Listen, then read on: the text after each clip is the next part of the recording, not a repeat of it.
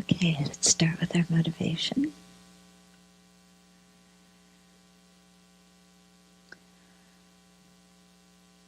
So we probably all do, have certain fears inside of ourselves. Fears of other beings, fears of different situations. But especially when we're afraid of other beings or other people, if we look there, it's because there's an image in our mind of what they're like.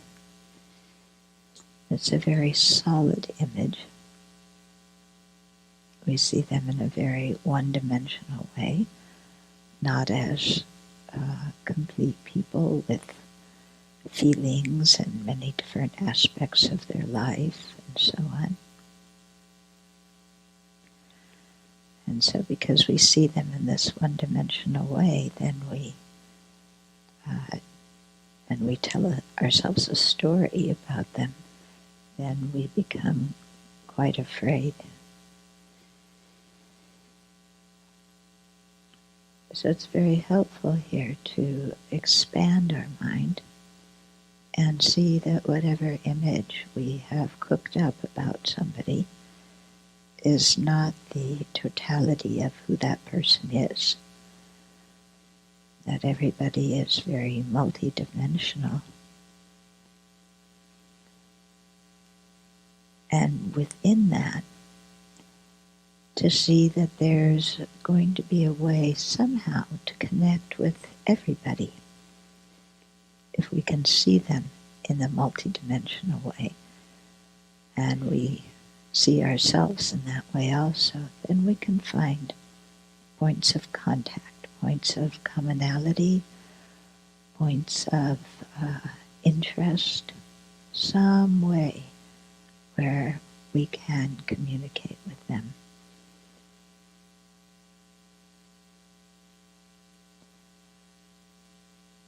And so when we see that, we change our image of who we think they are, and also when we change our image of who we think we are, because that contributes to the fear as well.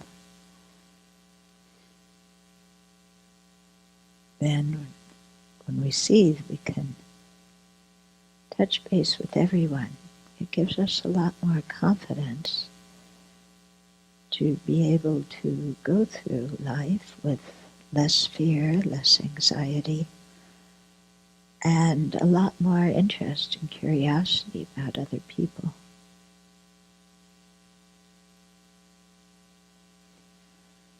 And so this different view on others then also opens the door to seeing them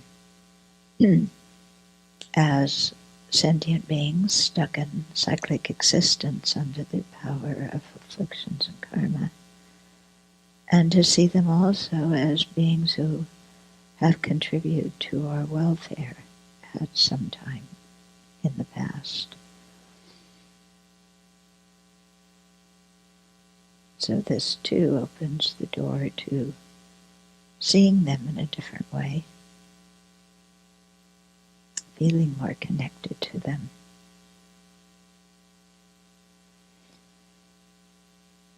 Even to the point where we can't think of working for their welfare,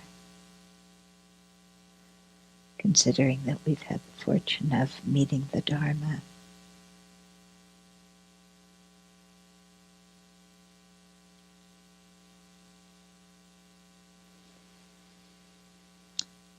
And so let's cultivate an open-hearted attitude of compassion towards everybody and have that bodhicitta motivation in relation to all of them. And use that as our motivation for sharing the Dharma together this evening. So I was thinking about that motivation just a little. Yeah, okay. Okay. How's that? Still crackling? Is better. Okay. Thank you. So I was thinking about that because I had watched a video, which I sent the link around to all of you, about Charlottesville, and this one young woman who was incredibly brave interviewing some of these neo-Nazi, white supremacists. And watching my mind, it's like I have a view of what they have a certain physical appearance, big, beard, baseball cap, glaring eyes, my image, okay? I mean, they fit it. And watching how the mind, and armed, and watching how my mind, has this physical image of them, and then immediately it's like I know everything about that person. They're like this, and they're like this, and this, and this, and this, and this, and I'm afraid of them because they're uncontrolled. Yeah, they're armed and they're uncontrolled, and I have no power. And so all of this comes up like a flash. I don't know about you when you think about them, but this is what happens for me. And then seeing myself in a certain way too. It's like, well, I'm nowhere near their size. They win automatically. Yeah. They can outshout me. They can outdo everything. So this feeling of powerlessness comes. And then with that fear. And seeing how all of that is just existent in my own mind. Beginning with imagining how they look, and then who they are and how they are and who I am and how I am. And then the relationship is like frozen in this way. And thinking, that's not, how we do that with everybody. Yeah, we can live with somebody too, and we have an image of who they are, and that we always approach them that way, and so it always turns out to be the way that we approached because that's all we can imagine. And so this is where I find, Dharma being very helpful in terms of, well, that person hasn't always looked like that. Yeah. They've once been like little babies. Yeah. Or cute little kids. Or in previous life, maybe they've been bugs or kitties or who knows what. They haven't always been that. Yeah. And then also, loosening, so not only loosening my perception of them, but also loosening my perception of myself. And I think this is where deity yoga comes in. And so if I imagine myself dissolving into emptiness and appearing as a deity, if I'm Yamantaka, I have a whole lot more self-confidence. Yeah? Because, or even Chenresi, peaceful Chenresi, because you know a Buddha isn't going to be afraid of some white supremacist. Yeah? And so here you see, okay, you can look at this person in a totally different way and see yourself in a totally different relationship with them. And then you can see that there's a way to relate to them and that they're not, one-dimensional caricatures, but they're human beings with feelings who have had certain conditioning behind them and whose minds are tragically stuck in a very suffering situation. So, so just a little tidbit to think about in case there's people you're afraid of. or people that you react to instantly.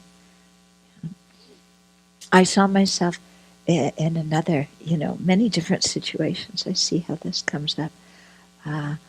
One time, when I was speaking at Marquette University, so I was speaking to a classroom.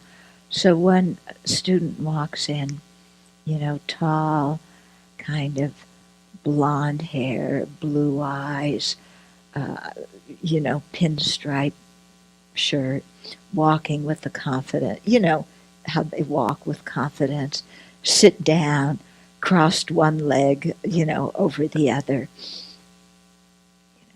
And immediately, just by the way he looked and the way he walked in, I went, oh God, some spoiled rich kid who thinks he's at the top of the world and won't listen to anything.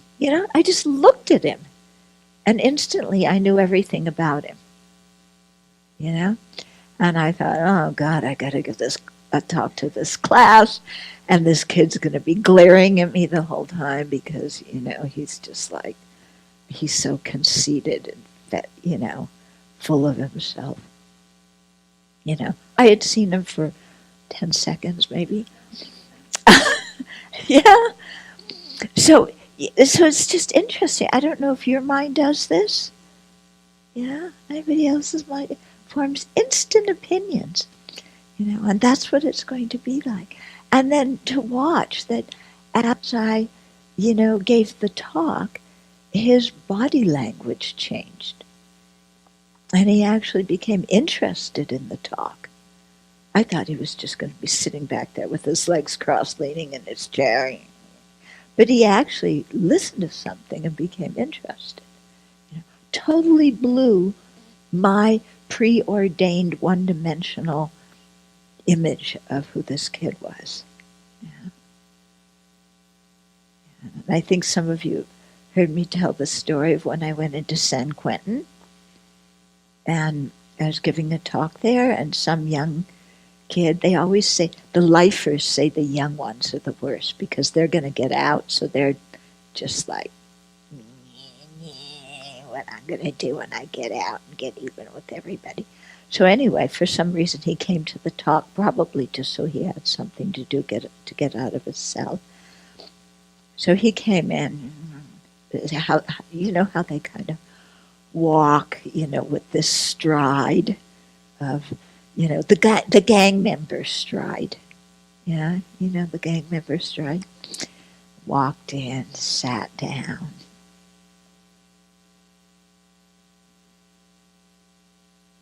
Yeah, right before I gave the talk. Okay, Cracker, what do you have to say? This is what I'm reading into the whole thing. And so again, I gave this talk, and slowly, he went from this to,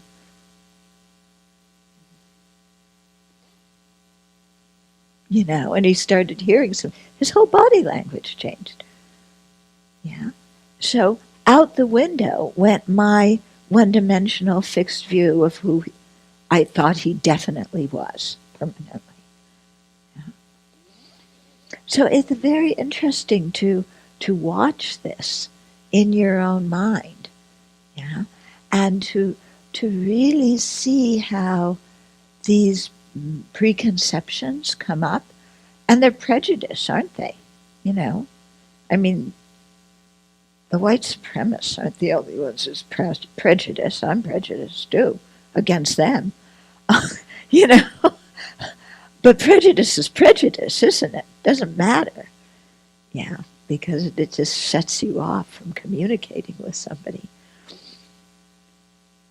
So, interesting to watch how the mind creates these kinds of things, and then how we believe in them so much and limit ourselves based on these kind of preconceptions. And how just trying to see the other person in a different way, see ourselves in a different way, then we can find, in our own mind, the space to communicate with them. There may be lots of space to communicate with them, but we can't see it because we've put this image on them and on ourselves. Okay, so that's kind of what Dharma practice, one part of Dharma practice is about, is taking away all these false projections that we have about other people and that we have about ourselves. And especially in this time when so much is going on in the country, it's so easy to develop very fixed images that really have nothing to do with reality. And you can also see in this way, too, how when we develop a certain image of ourselves as a very one-dimensional being, yeah, I am like this, I can't do that, yeah, then how we likewise limit ourselves and we don't try to do things in a different way because we've already told ourselves we can't. So this is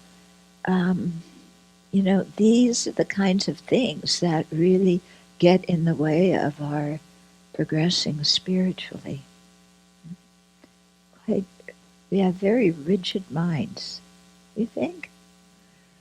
Yeah, very rigid, our way of thinking.